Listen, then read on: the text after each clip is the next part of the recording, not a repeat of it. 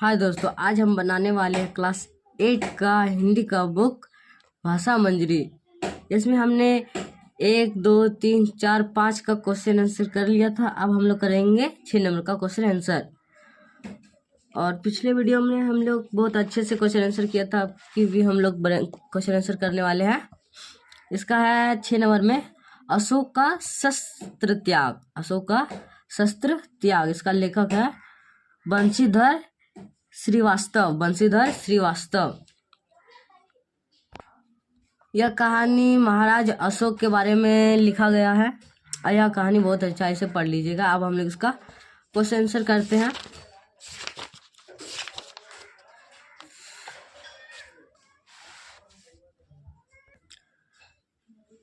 हाय दोस्त, तो हम लोग क्वेश्चन आंसर करते हैं।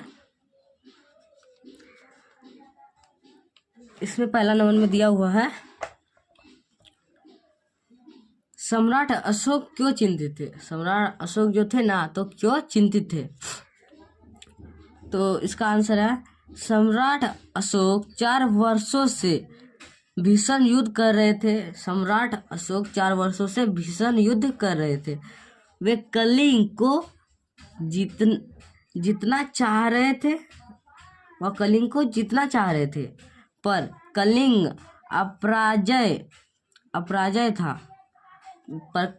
अपराजय था। दोनों अशोक के लाखों आदमी मारे गए एवं लाखों घायल हुए थे। दोनों ओर के लाखों आदमी मारे गए और लाखों आदमी घायल हो गए थे। करोड़ों की युद्ध सामग्री बर्बाद हो चुकी थी। करोड़ों की युद्ध सामग्री बर्बाद हो चुकी थी।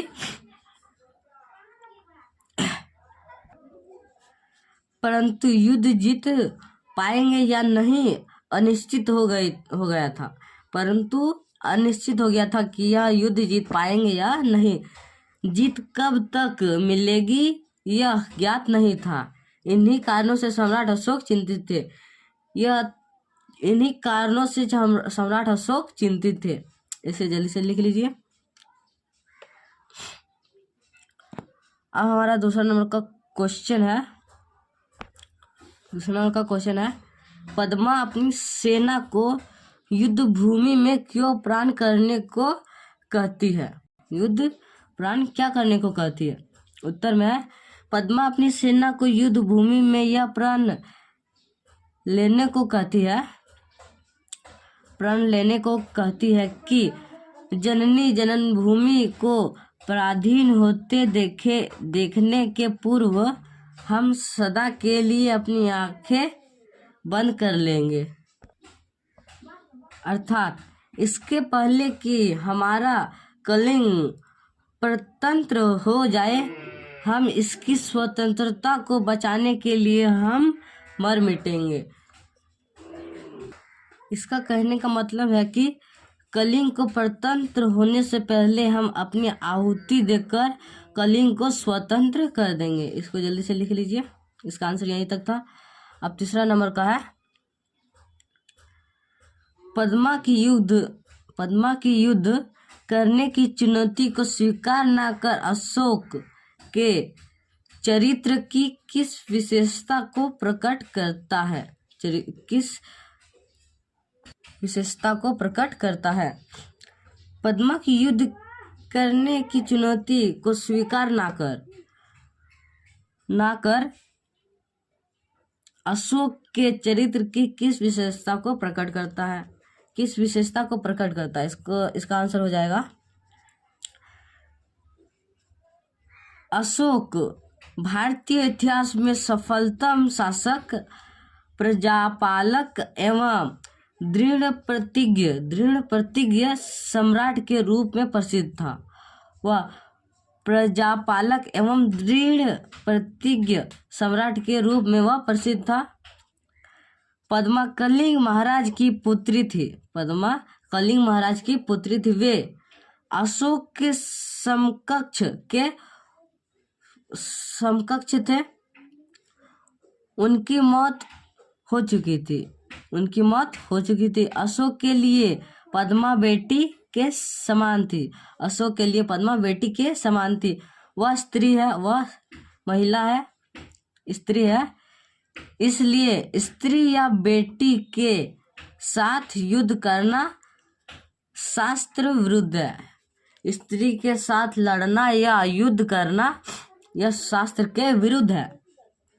अतः महान अशोक के पद्मा के युद्ध करने की चुनौती को अस्वीकार कर इतिहास पुरुष के रूप में अपना नाम दर्ज करा लिया। यह युद्ध को वह अस्वीकार कर इतिहास पुरुष के रूप में अपना नाम दर्ज करा लिया। इसको जल्दी से लिख लीजिए। अब हम लोग बढ़ते हैं अगला नंबर 4 नंबर का। इसका आंसर यहीं तक था। 4 नंबर का क्वेश्चन है,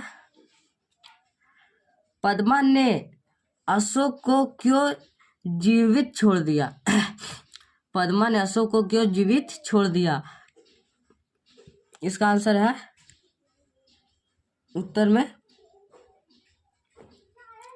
पद्मा कलिंग नरेश की पुत्री थी। पद्मा कलिंग नरेश की पुत्री थी। उसे राजधर्म की जानकारी है। अतः अशोक जो तलवार फेंक चुके थे उन पर पद्मा आक्रमण नहीं करती है। शास्त्र में लिखा है कि निहत्थे कमजोर स्त्री आदि पर आक्रमण नहीं करना चाहिए। पद्मा शस्त्र विरुद्ध कृत्य कर अपने प्रतापी वंश का नाम लज्जित करानी नहीं चाहती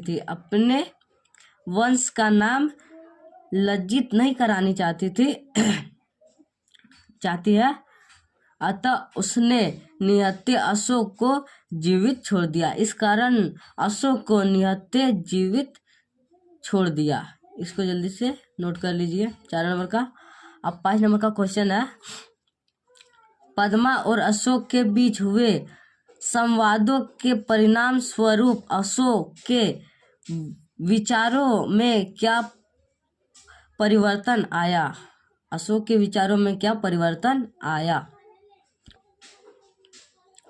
इसका उत्तर है, जब अशोक को युद्ध करने के लिए पद्मा ललकारती है तब